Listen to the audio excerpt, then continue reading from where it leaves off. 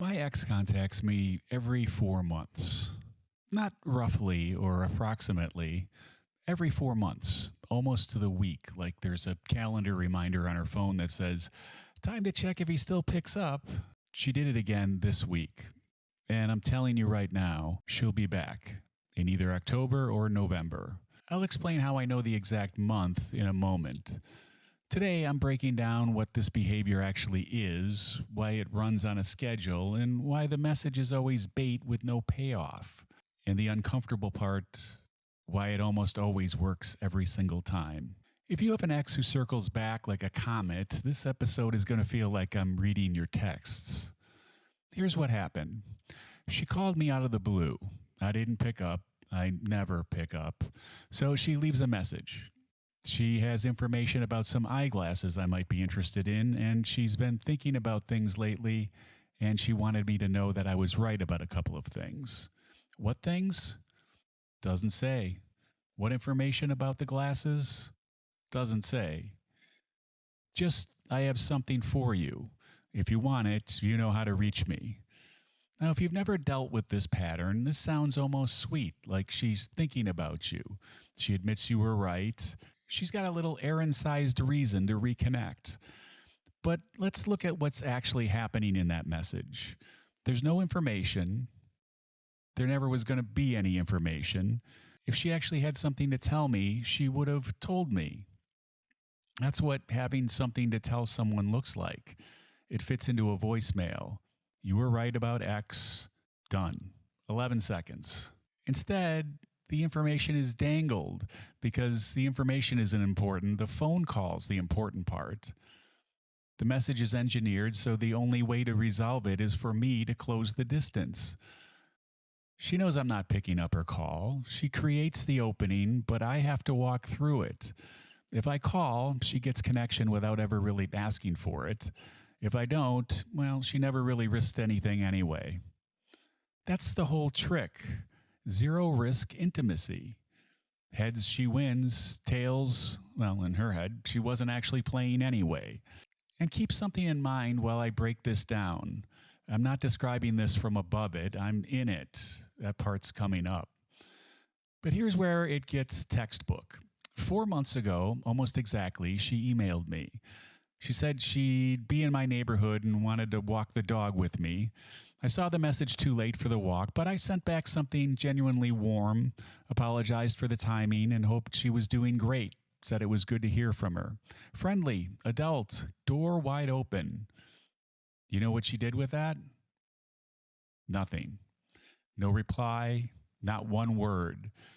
The woman who reached out to me, who initiated, who proposed the walk, went completely silent the moment I responded warmly.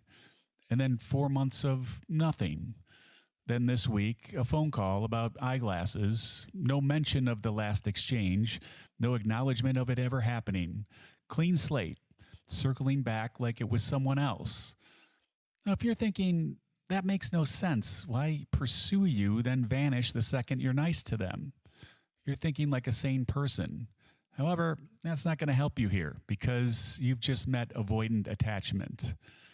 Once you see how this operates, you'll never be confused by one of these people again. She wants connection. I know that. She wouldn't keep calling me if she didn't. But actual connection requires vulnerability, and vulnerability is the thing that their entire system is built to prevent. So she engineers contact that can't cost her anything. The vague voicemail, the dangled information, the you know how to reach me. Every one of those moves creates possibility of connection while putting all the risk on me. She's never going to show up in person, face to face. I mean, that would go against everything she's trying to do here. And vanishing after my warm reply, well, that's the tell most people misread. She chased while it was safe, because wanting something that isn't happening yet is safe. The moment I reciprocated, the moment the walk became real, the connection got real. And real is exactly what her system can't tolerate. My friendly email wasn't received as kindness. It was received as a threat. So the system did what the avoidant does, deactivate and go silent. The 4-month interval isn't a game she's consciously playing. It's her cycle time. Distance builds until loneliness overrides the avoidance. Contact gets made on maximally controlled terms. Any actual engagement trips the alarm. Silence resumes, and the clock resets. 4 months later, the need is rebuilt, the discomfort is faded, and here comes the comet. That's how I know it's October or November. In that cycle, you're not a person, you're a maintenance schedule. And there's one more piece, the foundation under all of it. She cheated on me. That's really why we ended. And she's never admitted it, not once. And I'm convinced she never will, because I don't think she believes it. Not in a won't say it out loud way, but genuinely doesn't hold it as true. That used to baffle me until I understood it's the same architecture as everything else. Admitting what you did requires sitting in the discomfort of having done it. Avoidance handles all that the way it handles everything, by making it not have happened. The cheating didn't happen. The ignored email didn't happen. Every 3 months, history is wiped, and she approaches it like it's the first time. Avoidance, at its core, is a system for never having to acknowledge anything. Not to you, not to themselves. Now, here's the part that I'd rather skip, but you don't get to diagnose someone else's pattern without looking at your own. Every 4 months, when she resurfaces, she looks better than the time before, and she hasn't changed. Nothing about the situation has changed. What's changed is my memory, because memory keeps the highlight reel and somehow deletes the rest. The first 3 months with her were genuinely great. Some of the best months I can remember, actually. Everything after that was not, and she cheated. Those are facts. But the bad footage degrades faster than the good footage, and it turns out in 4 months is just about how long it takes my memory to finish the edit. She comes back right as the highlight reel finishes rendering. Every time, her cycle works because of my cycle. That's the uncomfortable symmetry. The avoidant resurfacing schedule and the human forgetting schedule are synchronized, and neither of us set it up that way on purpose. That's why an X on a schedule keeps countless people on a string. It's not that they're irresistible, it's that they've accidentally timed their returns to the exact moment your defenses are weakest. So, what do you do with this? Not what you think.